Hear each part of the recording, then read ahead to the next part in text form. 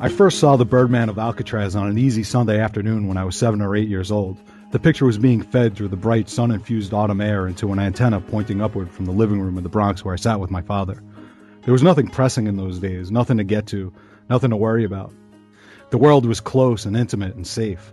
My father made an event of the viewing that day for some reason, nostalgia for his own childhood, I suppose.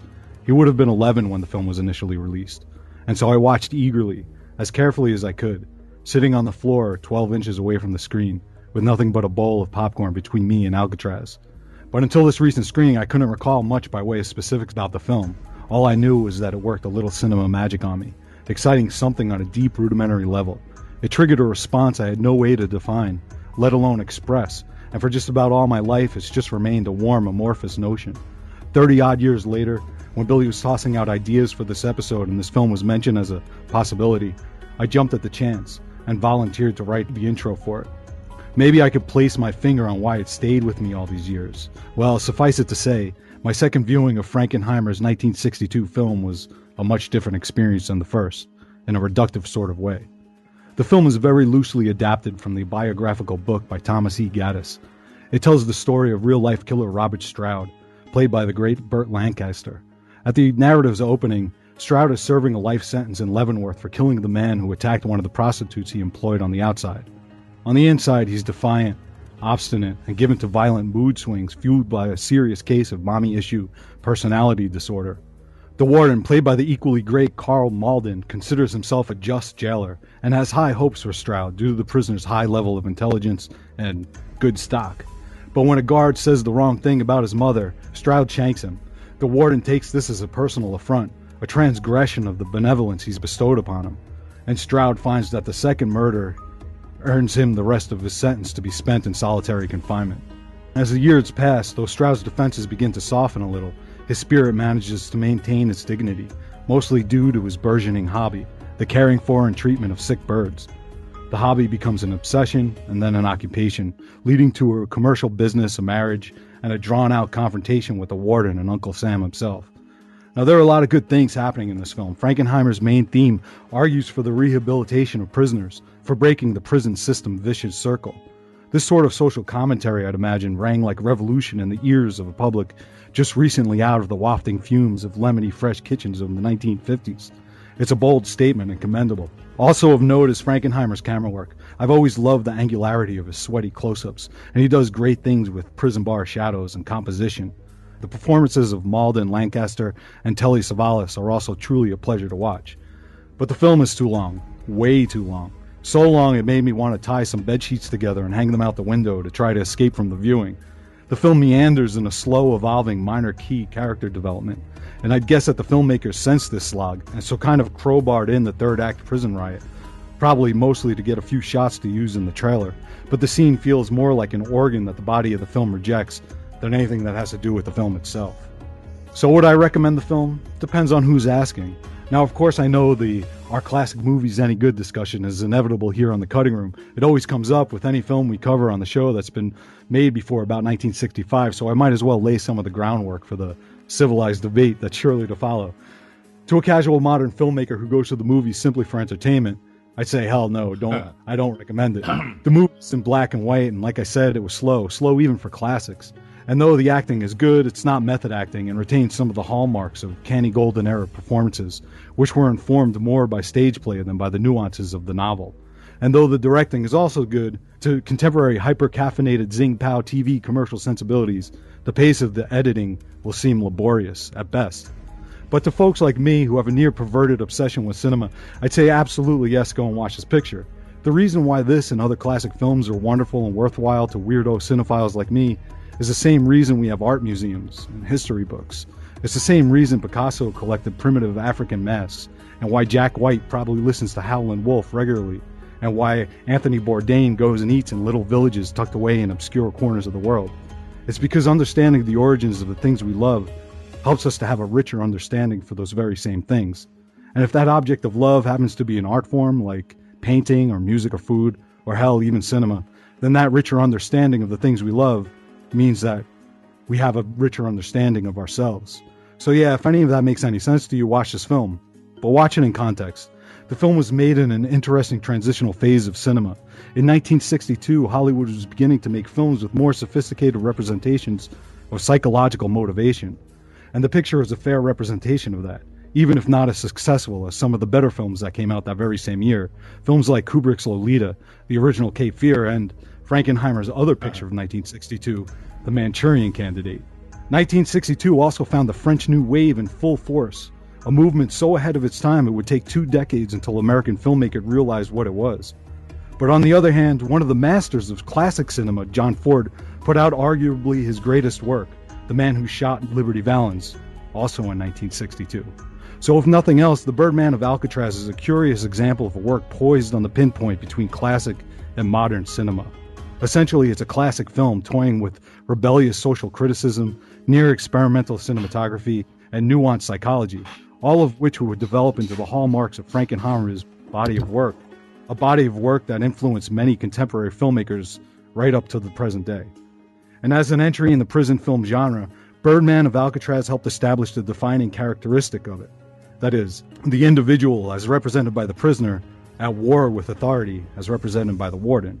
And it was considering this, after watching Birdman along with a whole bunch of other prison pictures this week, that helped me understand why the film resonated for so long after watching it as a child.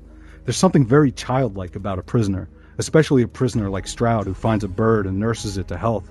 Conversely, there's something very parental about a warden. I may have gotten carried away with my analysis, but I began to see the prison film as a parable for childhood itself. There are a handful of scenes that happen in every prison film, and every one has a counterpart in the experience of being a kid. A prisoner is admitted traumatically into a prison. A child is born and enters his parents' home through no choice of his own. The warden soon lays down the ground rule, just as parents lay down the ground rule. And the warden parent soon demands conformity of the increasingly defiant prisoner child, and the prisoner child makes friends and enemies with his inmates/peers in order to assert his identity and individuality. The warden parent attempts to suppress that individuality, causing the prisoner child to plan his escape to freedom/adulthood. Funny thing is, when I started to think about it in those terms, it quickly became apparent to me that the main reason why Birdman of Alcatraz falls short is because it lacks this last key element of the genre, the escape plan. It fails to strike the final chord in the formula that's elevated the genre to the level of essential myth. Though Stroud maintains his individuality and transcends the limits of his childhood imprisonment, there's no physical escape portrayed on screen, no fulfillment of the deep wish we all experience. We're all trapped in some way, no? But as a kid who had yet any notion of desire of escape from my own childhood imprisonment, the film, maybe because of that shortcoming, was actually reassuring. It told me that I could be an individual without having the horrifying anxiety of plotting an escape. I could remain, so I thought, safe in myself forever, happy to be munching popcorn and watching old movies with my dad. Luckily, though, the later and better films of the genre learned from the shortcomings of this one, and a few years later I found Don Siegel's incredible Escape from Alcatraz, and just in time.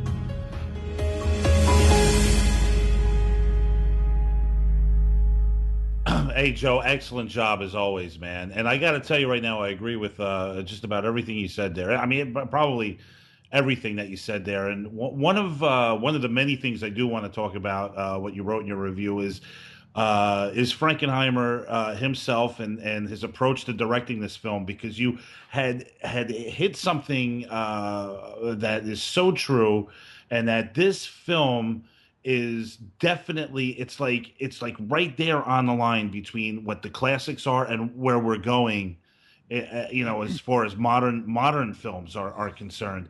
And you see it changing in a film like this. And it's obvious. I mean, if you're a cinephile, if you're a fan of film, there's no doubt that this is something that is just so obvious here. And it's just really great that you noticed that too. And I really appreciate that. Yeah, it was pretty amazing, man. It was actually, I started looking in the book, in this book called Chronicle of Cinema, which I actually lifted from Billy one day. Mm-hmm. And in 1962, there were some really interesting films coming out, and they're just like this film, mm-hmm. where they're filmmakers really starting to, become more nuanced. The acting was starting to become a little bit more nuanced, and psychological motivations were starting to be investigated more thoroughly. Right. They're more photographically challenging. I mean, that's just those three that I mentioned. Lolita, Cape Fear, and the Manchurian Candidate. You Absolutely. know, those are all three right in line with with this film, and in terms of them being all classic films. But you could see that it's changing. You know, it's right there. You know, and the fact that this was, Godard put out his third film in this very year, Mhm.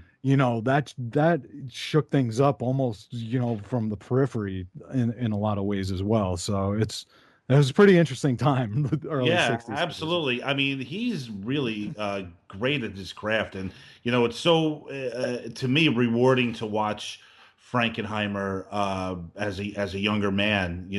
With his early work. I've always liked the Manchurian Candidate, and to go back and watch this. I mean, I think I'd seen this maybe about 20 years ago, and to go back and really sit down and watch this, I really appreciated it. And I will say, Joe, you are also correct with the fact that it's just way too long. I think that the whole first hour could have been re-edited and shortened.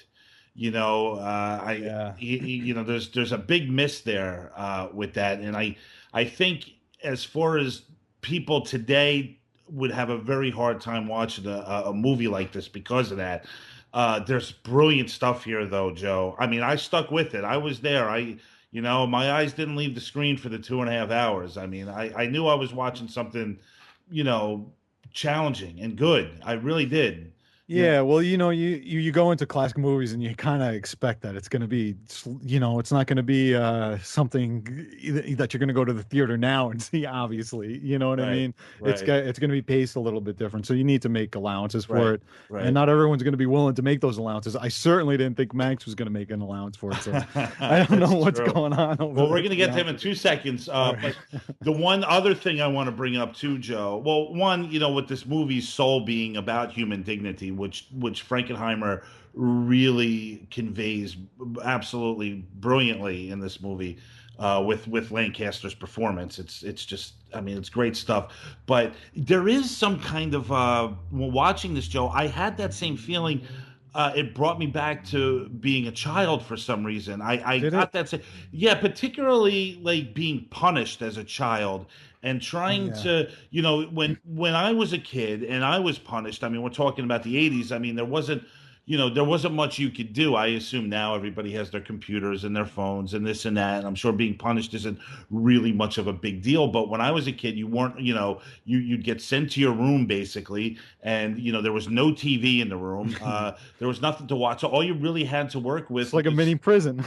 it was. Yeah, Yeah, I'm I know. dead serious. I Yeah, know. yeah, I and this know. is why I think I really related to this because of the world that he created, with the birds and the intelligence that he gained from just having the time and to put his heart and passion into something like To that. spend some time by yourself in your room alone, and there's something to be said for that, and it's Yeah. something that someone going to your bedroom is something is kind of like that when you're a kid, you know what Yeah, I mean? it's true, and that's where my thoughts led me to as well, Joe. Oh, that's funny, man, because I thought I was No, stretching and no, looking for it's something. I absolute. thought No, man, but you're right with me anyway. I don't know about the other two guys. Yeah. We're gonna. Well, and it picked up on a lot of on some of the other pictures that I was watching. Like they all have the same, like a lot of the same scenes in these films, like Escape from Alcatraz, Shawshank Redemption, even though I Right. know that, people talk about that all yeah, and a couple of even the next one that we're going to be talking about, they have these like staples of it, and it just doing the comparative relating them comparatively, Right. it's just amazing. And then it just started to all kind of unfold, and I thought maybe I was stretching a little bit, but Yeah, no, that's I mean interesting, man. the film that we did last week and this one definitely struck chords in me within my own life, particularly when I was younger. The Big Dollhouse, which we're going to talk about later, doesn't quite do it.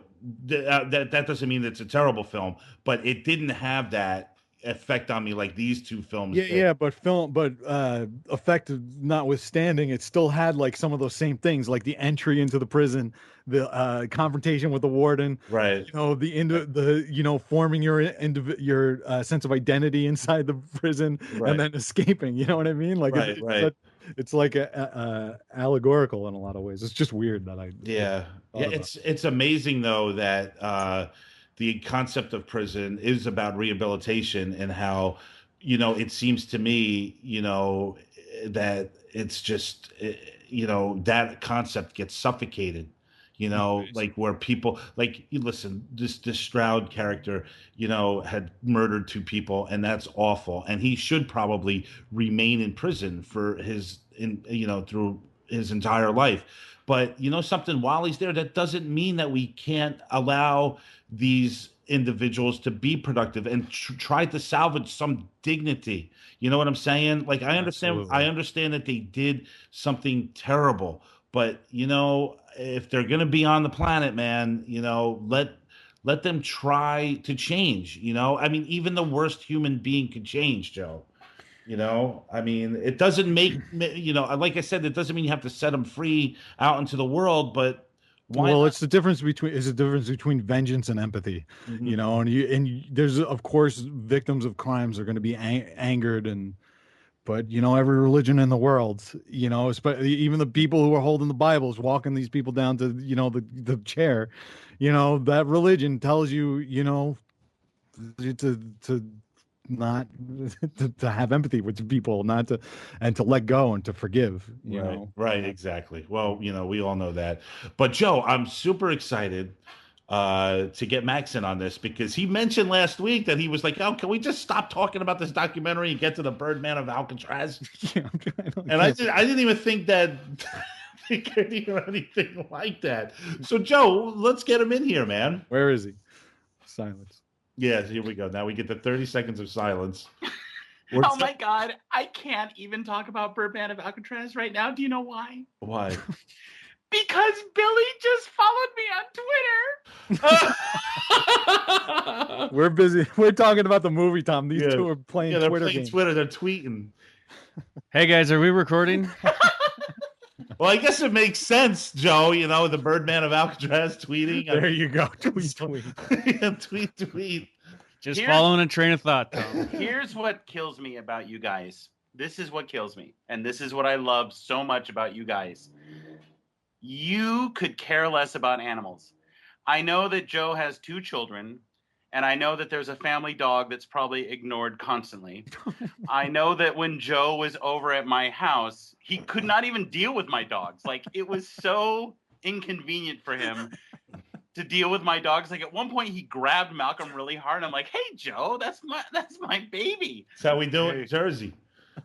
Hey, I don't care about your dumb dog. Get him out. And then, if you recall, Joe fucking dumps his goddamn beer bottles in my dog's food. Like, you guys don't give a shit about animals. Me, I was a blubbering mess through this film. Wow. Yeah, they didn't mention birds once, did they, Max? That's funny. That's so funny. What's that, Billy?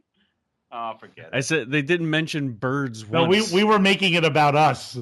Yeah, they were more. I'm gonna say narcissistic personality disorder Thank might you, be Billy. involved here. Thank you. Oh God. They're talking about everything else besides the meat of this film, and it's how a beautiful little innocent creature changed a man's life, a murderer's life. And oh my God, I was such a mess. And I thought to myself, you know what? Prison is my worst nightmare. And if I was to be in solitary confinement, the best thing I can think is, wow, I would finally finish all the lifelong artistic projects I dreamed to finish. But as I'm watching this film, I'm like, this is what we need. We need this. We need little birds and canaries and dogs and monkeys and kitty cats. And this is the therapy that we need to give to our prisoners. This is going to bring that heart I talked about in the last show, that love. They just need some love. They don't know love. And these little innocent things come into their lives and bring all of this love. And the next thing you know, they are transformed men. Robert Stroud, this fucking guy, did you see what he became? And this, listen, I know it's a Hollywood movie and it's very old timey, and the music is terrible. And I'll tell you something. Yeah, it's Bernstein. It's terrible. Just dismisses him. Yeah, this man is great, man. Just dismisses Oh, it's the very worst. And I love how these guys are. Hey, what's wrong with my bird? Hey, Stroud, bum bum bum. What's wrong with my Telly bird? Savalas is Yeah, he is. Telly. Well, yeah, but Telly, the problem is you're blowing smoke into the little creature's face. Why do you think it's sick? But you guys, this is the answer. If we had programs, if we had the money for programs, listen, I don't give to human charities ever because I fucking hate people. I only give to animal charities. But I would give to a charity that instilled a prison program where prisoners could work with animals. Right. Oh, you guys missed it. You didn't mention it. You talked about it for 45 minutes and you didn't mention the animal factor. It's so funny. You're absolutely right, Max. It makes sense, Joe. I did note it for one sentence in my 3-page review. I didn't mention the word bird once. Yeah, or pet. No, you're right, man. But You heartless. I have no defense for that. But well, look, he found his dignity and he found his humanity through birds, and though that's not something that I can relate to on a personal level, I could certainly see it. I read that, but the fact that it was through birds was almost secondary to me. It's only called the Birdman of Alcatraz. I know. Jesus What can I say? I Christ. missed the point. Thank you, Max, for correcting me. And I did not say get the fuck out of here, dog, or whatever. And I put the beers in your pet food by accident. We have to put that photo up. We have to put that photo up. I looked down in my dog food. There's beer bottles. There were beer bottles? Yeah, because it looked like a trash can, and Joe thought it was a trash. Well, like I there's a said, trash can. Max has got. What was it? If it looks like a trash can, what was it? Tom, it's a steel can He that goes you like this. store animal food in. Go through my designer kitchen, and in the my closet, God. you'll see there's the garbage tucked away neatly, and everything's like. I know that I have everything mood lit, so it flatters me at all times, no matter where I stand in my apartment. You need a fucking flashlight to get through the kitchen. I can't see anything. Why, it's not lit? It's like dim. Everything's dim in his apartment. He's trying to, he's got to look perfect or whatever. Why? Really? Yeah. Because I'm creating a mood, Tom. He's creating a mood. Joe, could you picture me bumbling through that condo? Okay. Like I said before, he'd be spraying you with Lysol. He'd be following you with the Lysol. Tom, you're a different story. You would have to wear socks. I mean, it's a whole thing. I wear socks. What do you mean I'd have to wear? I do wear socks, Max. While you socks. sleep. He means clean socks. Fuck you, Joe. Just kidding. Look, it is interesting that Max is able to stand classic movies if it interests him. I swear to God, I thought that you were gonna fucking throw a fit. I even texted Billy and Tom the other day. I was like, Max is gonna throw a fucking tantrum about this movie. Well, Billy, are you surprised that Max had got a little emotional about this one and related to it? Yes, that's why I gave him titties. I gave him a movie full of titties because I was like breasts. I was Billy, you have a third fucking eye, dude. That word titties is very prominent in my introduction. I knew he would be into the prison documentary, and I was wrong on that. And then I thought he would hate Birdman, but I knew that no one doesn't want to watch Pam Grier wrestle blondes in prison. So wow. Yes, that surprises half the population. Wow. I thought this film was extraordinary, and yes, I agree. Joe, this movie is way too long. I was riveted from the get-go. I got to tell you, like once the stuff went down with the wife, I made some notes. I loved it so much. You could find 20 minutes to cut out of this movie easy, Joe. The prison phone scene they really lay on the martyrdom and all that, and mm-hmm.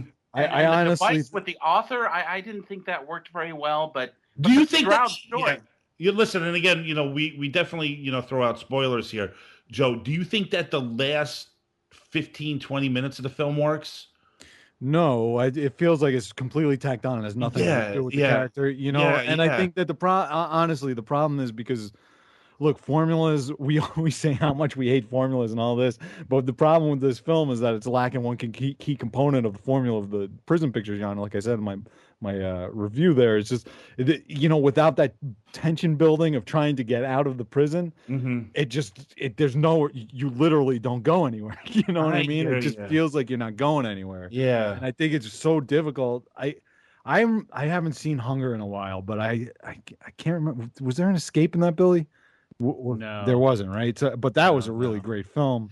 I got to watch that again. That was one I didn't I get to. think, I mean, I had not seen this in years. This was one of my favorite movies when I was a kid, and it's really weird that that would be the case. Because I'm saying, like, I saw it, maybe not 7, but pretty young. You know, I would say before 10 for sure.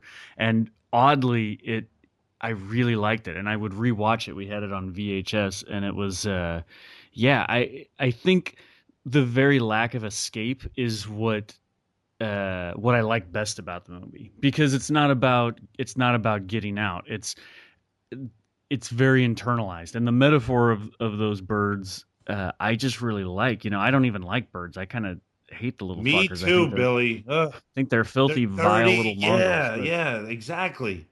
But it's yeah. There's just that it the impression of those. What were they? Canaries? It started with a sparrow, and then yeah, they were canaries. Yeah, yeah. So that sparrow right at the beginning, like, is you just see this big burly Burt Lancaster of a guy, you know, with these gigantic hands cradling this tiny broken little bird, Right. and that just hit. I think that hit me like a ton of bricks when I was a kid, you know, Yeah. and the fact that uh, I think you guys nailed something in your feelings of childhood, and I had never really been able to put my finger on it, but there is a real correlation between childhood and prison, you know, Yeah. because basically society has given you a timeout, and it's put you, you know, in your room to sit and think about what you've done, and there's this weird, you know, How this dare whole you be social born? order. You're in solitary Yeah. confinement It's for true. 18 years. Yeah. But it extends. Well, It extends outside the home too, Billy. I mean, everywhere you go, you're pretty much silenced. You speak when spoken to. I mean, well, this Yeah, is the how way. much? Yeah. How much is like the cafeteria at school, like a cafeteria in prison? Like, it's the Absolutely. same thing. You know what I mean? Yeah.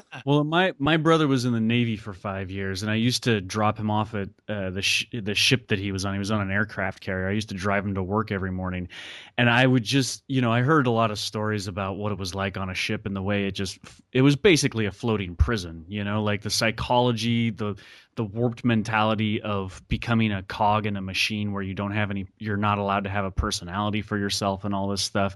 And I just remember looking at that thing and this gigantic aircraft carrier and just cold and, you know, just a terrible place, and thinking that's a metaphor for every institution you're ever going to encounter that dehumanizes you, you know. And until you guys talked about this in you know, the prison sense, I'd never really put it together. But yeah, I think when you're a kid, you know, you're going to hit a movie like that at some point that's going to affect you really hard. And the movie itself, now that I go back and look at it, is not great. It's very flawed and everything. Mm-hmm. But that's the one that got me thinking about it when I was a kid, you know. Yeah. So it's always going to have kind of a special place. But yeah, it is pretty clunky. And I fucking hate Carl Malden. I'm sorry. Oh, you I do? cannot stand that actor. Even when the Kazan films. Especially in the Kazan Really? film. Oh, Yeah. man. Like in is it On the Waterfront, Yeah. where he's the priest and he That's great. he gives like this great moralizing sermon and everything. I just want to punch him in his giant swollen nose. He doesn't like Carl Malton. No, I guess not. Ooga, ooga. Oh my god. Yeah, guys, I really hate Malden. Streets of San Francisco, one word, no. He wants to punch a dead man in the nose, Joe. I like that Max's impression of me is slowly turning over to Dr. Evil from the Austin. Yeah, we call that a Belgian dip. Oh my god. Hey guys, Blue Skies, fuck them. Puppy dogs? Yeah, no. Hey, fellas. Yeah. I've been to Alcatraz at least 4 times. Have you Oh, ever is been? that right? Oh, that's interesting. No, I mean I've never been to the West Coast. Joe, Billy, have Right. you been out there? No. No. What? I've been to San Francisco many times, but I've never made it to Tell us Alcatraz. about your experience there, Max. Oh, you guys, and anyone listening, you have to do yourself a favor. If you're ever up there, you have to go to Alcatraz. And what's so fantastic is they have preserved the prison with such love. I'm so sorry that word keeps coming up, but like, it really is. See, I don't really get into historical museums. I find them super boring. like my cousin kept telling me like, oh my God, you got to go to Philadelphia. There's the Benjamin Franklin Museum and you see like his glasses in a case. And I'm like, that just sounds like suicide to me. However, when you go to Alcatraz, you are in Alcatraz and that's it, you know, and the placards are very subtle and some of the cells are recreated and some of the cells, you know, I mean, they have the original stuff. But what's crazy is people are still living on Alcatraz. You know, in the film, you realize that the guards and everything, you know, the warden, their families all lived on the island. So there are families still living on the island, and they are preserving the penitentiary. But you go inside this thing, and the tours are very thorough, and you get one of those headsets, and you're walking through the cells, and they're pointing out all the legendary motherfuckers that stayed there, and all the breakouts and escape attempts and Stroud and all the good stuff. And I'm telling you, it's one of the better, well, it's probably one of the best tours I've ever been on. And also, you got that beautiful boat ride where you take it right out of the, what the hell is it called? Right where that writer was in the movie. That fort is the wharf. The wharf. Yeah. You take it out there.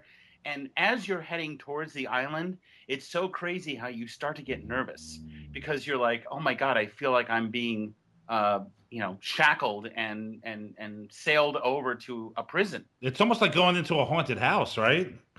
Like, I mean, it's got to be creepy and scary.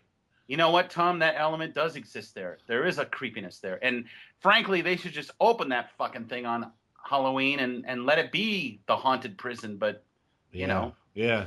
So, Max, do they show you, like, where, like, what do they call those places? Like the hole, like where people get thrown into and they got to stay there for like a few days. And yeah, and you get to go into it. Oh my God. I went into the hole, man. I went into the hole and I'm a claustrophobe. God. And my worst fear is being buried alive.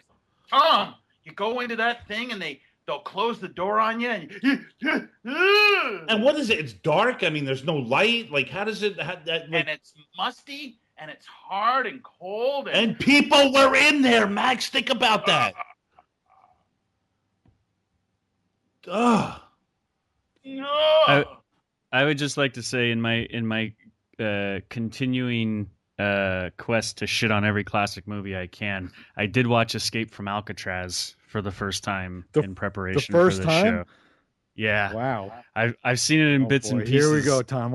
Over the years. Our joy, part of our for the life of our childhood. For the life of me, I cannot see what you guys see in that movie. I'm not a huge fan of Escape from Alcatraz. It is wall to wall, hairy old cliches like you cannot believe. Like every cliche in the book, it just ticks off like a paint by numbers routine. And yeah, it's bad. Why do you guys like that movie? Numbers. But it was before they became cliches.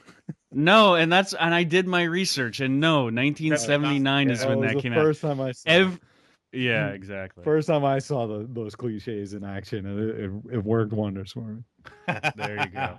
So Billy, you know what? I just remember seeing it and feeling so much tension. It was like one of the first films, probably it was 79. I probably saw when I was like, I must have been, under 10 years old. I think it's just that tension that's built in there, and that the scene of the escape and everything. I just found that like remarkable. I had never seen anything like between like Frank Morris and the warden, like that. Well, put it,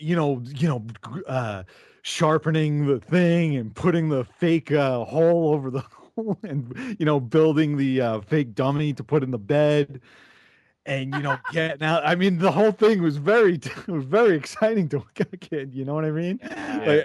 And I just it was the first time I'd seen any of that stuff. So that's the yardstick by which I measure. I know what you're talking about, Joe. Yeah, because as a kid too, I got excited about like watching that, especially the end of the movie. Oh, the stuff with the guy when he chops his finger off, that was fucking horrifying. Never seen anything like that. When he purposely chops his own finger off, that's a fucking great fucking movie, Billy. Cut it out. Stop ruining my joy. Stop ruining my joy. So quickly, Billy, did you get a chance to watch Animal Factory? No, man, I haven't. It just came in the DVD thing today. Okay. So Okay. there was a delay. I wanted to watch it, man. That's all right. No, I watched it last night. I just wanted to know what you thought about it. I was so bummed, man. It was bad timing on the Netflix Now, queue. does that mean you're done with the whole prison theme, that you'll just put it, like, you won't even watch it, or will you take? Oh no, I would totally watch it. I think in a weird way I've had this obsession with prison. I think Tom, you and I talked a little bit about it, but it has bothered me ever since I was a kid to think about being Me in too. Me jail too. or in prison, So it's not like a genre that I get into or anything, but yeah, I'll watch just about I'll watch just about Did anything, you? I still want to see Bronson. I haven't seen Well, that. that's I'm a really huge good. Nicholas Ray That's just fan. an acting tour day for us. But did you watch Oz when it was out on television? No, I never caught that. I've never actually had HBO or Showtime or I hear you. anything. I think that's something that you would have, Max. I think Billy could appreciate that. I mean, it's kind of artistic too. I'm Oz. gonna try Oh, this Orange is the New Black I show. watched the first 2 seasons of that, Billy. Is it good? It is, but it's kind of like already losing itself too quickly, in my opinion. Not that I won't be back for season 3, and I don't want to ruin anything for you, obviously, but it's, to me, it's kind of losing its way. Whereas Oz just kept building and building, and it was cut off at like the right time. Like they knew when to end it. They didn't stretch it out longer than, I think, 5 seasons. So many great character actors, so many great New York actors on Oz. It was just Barry Levinson is behind it. I don't know how you feel about him. Uh, Tom Fontana, Tom Fontana, the right? first HBO show I ever watched. It's extraordinary. Yeah, it is. I mean, it's a wild ride. It really Hey, is. Tom, can I Yes. bring up something that I think is important? I think you should do it. Yes. All right, gentlemen. Over my vacation, I was in Napa Valley, and I was staying on a farmhouse. And when I go away with my wife, we usually bring old-timey TV shows, if you can believe it, up there to watch on DVD. This guy So never it's ceases to amaze me. I cannot figure this guy out, Tom. no, it's old-timey movies I Yeah, don't but he's like. talking about like Alice. Oh, okay. Like No. he's not talking about the honeymooners. He's talking about, like, he watches Three's Company and Alice. Okay. Can I just tell you what it is? It's the Andy Griffith Show and I Love Lucy. Oh, that's great. All right, so we're up there, we're in the farmhouse, and I'm like, it's time to go to Mayberry because I love Mayberry with all my heart.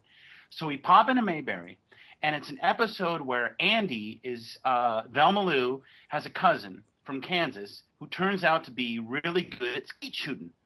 This cousin shows up, and this is all going to lead to Birdman of Alcatraz. This cousin shows up, and Barney Fife and Velma Lou conspire to match up the cousin with Andy. All this hilarity ensues. The point is, I'm looking at this woman who shows up, and she's very unwomanlike. Like, she has a dress on, she has boobs, but she has a head that looks kind of dudey. And I'm like, that is like a dudish woman, like a mannish woman. And my wife goes, oh, well, back in the day, they used to call them handsome women. And so I'm watching Birdman of Alcatraz like Joe on a Sunday afternoon. And what am I looking at? I'm looking at that wife who shows up for Robert Stroud. And she has a dude-like look. Women don't really look like that anymore. But back then, they all had a very handsome woman quality. What were these things, and why don't they exist anymore? It was Carl Malden and drag. It was Telly Savalas in drag. Telly Savalas. Hey, Stroud, my bird's dying. What's the matter with it? It's not because I'm blowing smoke into its innocent little beaky face, is it? Completely ridiculous. It's true, though. They were blowing that friggin' unfiltered cigarette smoke. Wait a minute, Tom. You have nothing to say about the handsome woman? I don't know what to say about it. I was hoping Joe was going to. I don't know. I don't know really how to comment on that either. I think Billy said it all. Oh my God, you guys can really be lame. What? Oh. How dare you? Well, I'm not sure I just agree with that because my old neighbor, she came over They were She was a very Your handsome old woman. Neighbor came over. yeah, my old My neighbor. grandmother was very handsome too when she was younger. Joe. Dude, no, my neighbor came over for a birthday party for my kids when they were young, and my brother-in-law was there. You know, my whole family was there. My brother-in-law was there, and the entire time he was sitting there at the dinner table, you know, he had no idea that it was a she. I swear to God, someone right in the freaking room. And he's like, who you guys? After she left, we were talking about her, you know, and they're like, who are you guys talking? He's like, who are you guys talking about? And he had no friggin' idea. There's no sexiness to these women, Max. Back then, you know, there's No, that's not true. Not all women, Tom. Right? no. I'm saying these women that you speak of, the handsome types. Handsome women. The handsome types. Would you agree that Robert Stroud's wife in the film was a handsome woman? Billy, come on, Billy. I don't even remember the actress, to be honest with you. Who was it? Glenn Fry. I don't know. Glenn Fry. What? Glenn Fry. Isn't he a musician? He's in the Eagles. All right, enough. I'm done with this. Guys, let's do the Big Dollhouse. We'll continue on with our discussions here. Everything's still on the table. Good chat about the Birdman of Alcatraz. Totally dug the fact that Max dug it. And Max, I apologize. And I think I speak for Joe when I say we should have cared about the birds. Yeah, like you didn't even mention. I know, we should have cared about the birds. Because you guys are heartless, awful people. They were no. Just narcissists. They'd rather stroke their own egos than discuss the birds. They were and dropping Joe, like right in the cage. They were just like falling off. Sorry for talking about the human plight. What? You know what? Fuck the human plight of its filthy fucking sorry for focusing on human dignity. Oh my God, the worst subject ever. Tom, not prison, human dignity. Tom, yes.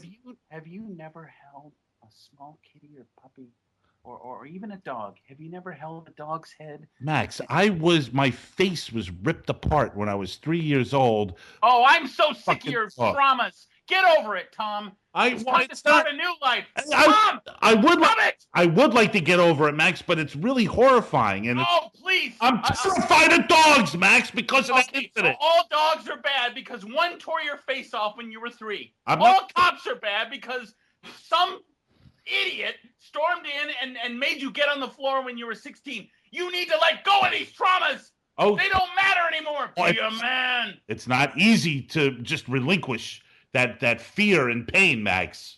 It's not easy. He's working on it, Max. That's what this show is all about. We're making great strides. Max, what do you think our friendship is about? We're working through these problems of mine, you and I. You and I are doing this together. We're like brothers. Brothers in arms. Max, do me a favor. You're not going to abuse my pugs like Joe did. I bet if you came on here, you would hold my two like babies. Can we talk about women in prison now? Let's do it. Max, you're going to give us the intro, man. Take it away.